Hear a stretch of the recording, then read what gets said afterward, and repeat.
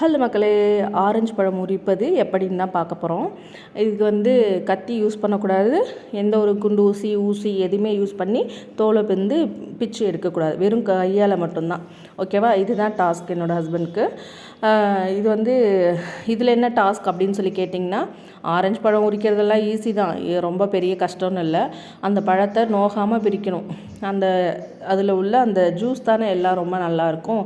அதனால் இதில் என் ஹஸ்பண்ட் நல்லா பண்ணியிருந்தாருன்னா பண்ணல, எதுவுமே ட்ரை பண்ணணும். ட்ரை பண்ணால் தான் கண்டிப்பாக கிடைக்கும். எடுத்தோடனே ஃபஸ்ட் டைம் நல்லா பெட்டராக ஆகுங்கிறதுலாம் சும்மா.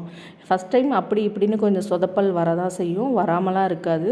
சொதப்பல் தான் அதுலேருந்து கொஞ்சம் கொஞ்சமாக கற்றுப்போம். பார்த்திங்களா, என் ஹஸ்பண்டும் ஆரஞ்சு உரிக்கிறப்போ எவ்வளோ சொதப்பல் பண்ணி முழுசாக தோலே எடுக்காமல் உரிச்சு வச்சுருக்காருன்னு.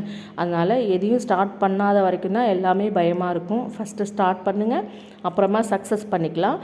தப்பு பண்ணால் பரவாயில்ல, திருத்திக்கலாம். பாய்.